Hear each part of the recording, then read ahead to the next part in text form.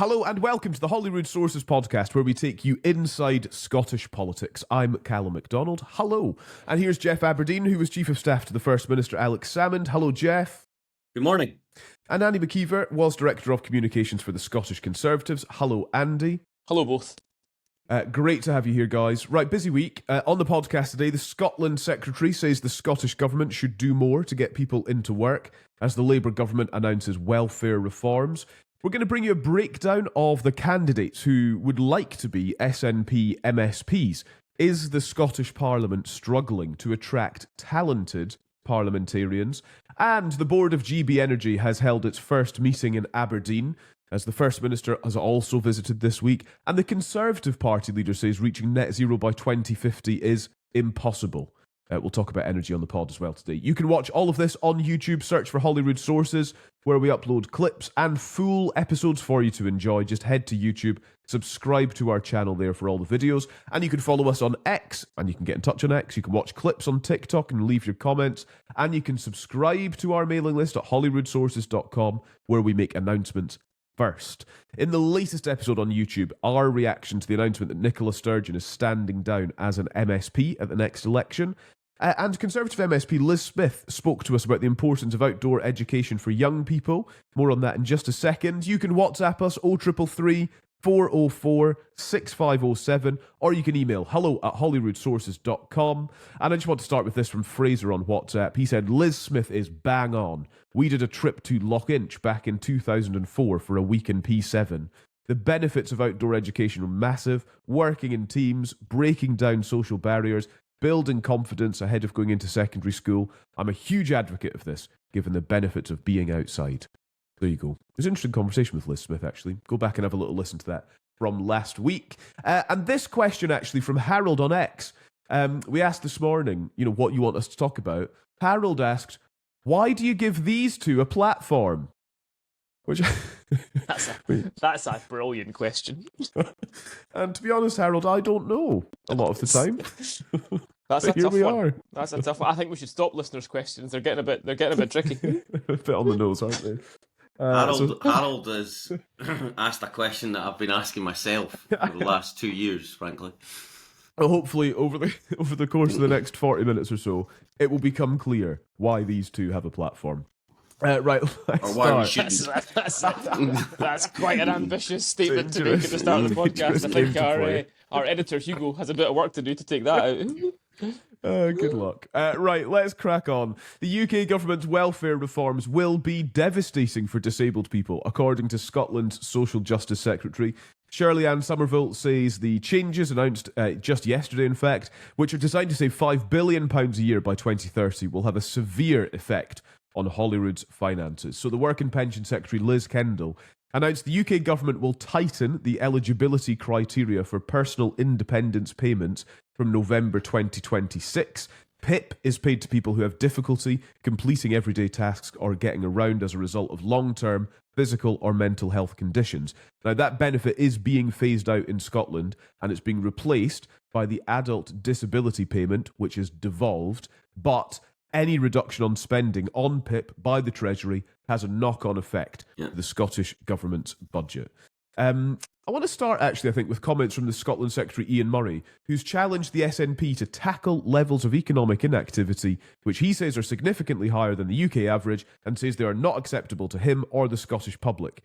So, Geoff, this is the kind of sell from Ian Murray on why these reforms could and should, in his view, be a good thing for Scotland, perhaps a bit of a motivation to take action on economic inactivity. Yeah, Ian Murray's fighting his corner and bravely trying to turn this around to push the onus on the Scottish Government. But I don't think it's going to carry much water. I think I said last week this is what exactly was going to happen. You whatever your views on trying to get a more efficient system of welfare, when you announce such sweeping kind of changes, there's going to be these case studies, and we have seen them in the press since this was mooted, and indeed since it was formally announced yesterday. And the SNP just have to cry foul and say, these guys aren't looking after you. You can't trust them. We'll do so. And so we saw this coming. I think the the difficulty is, and what I've been wrestling with, and it's something that Andy's talked about a lot, to be fair to him, is that I sit there with Anna Sarver, right, in a week that, the Glen Sannox ferry went out of commission after only a few months because of a fault. And that's a potentially huge political story, obviously, because of the delays and the huge saga that we went through. And yet, this the welfare reforms are announced, and it kind of just casts a shadow over everything else during the week. And that's the problem Anna Sarwar faces. And it got me thinking that, does UK Labour really care about their Scottish colleagues and what happens at Holyrood? Of course, they'll say they do, but it's not so much the announcement itself, it's the way in which it's announced. And, immediately Anna Sarwar's on the back foot. So fair play to Ian Murray for trying to get a positive spin on it. That's exactly what I would do in his situation. But let's not be under any illusions that this is creating a whole reservoir of argument for the SNP in the run-up to the election. Reservoir of argument. I like that. Go on, Andy.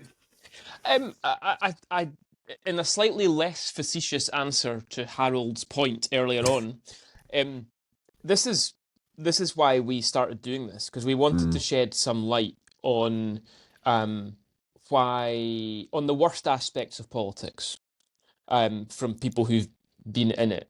And this is the worst of politics this week with all this welfare stuff. There's very little discussion taking place about, well, not very little, there's relatively little discussion taking place about the rights and wrongs of this, and much more discussion taking place about how different political parties can exploit it for their own ends. These welfare cuts should absolutely not be devastating if they are done properly, because in this country, all UK-wide, not just in Scotland, but UK-wide, welfare has gone from becoming a safety net to becoming a lifestyle. And there are lots and lots of people in this country who need welfare. That's why it exists. There are people who cannot get by on their own, and they need the state to help them, and they need us as taxpayers to help them, and taxpayers are happy to do it.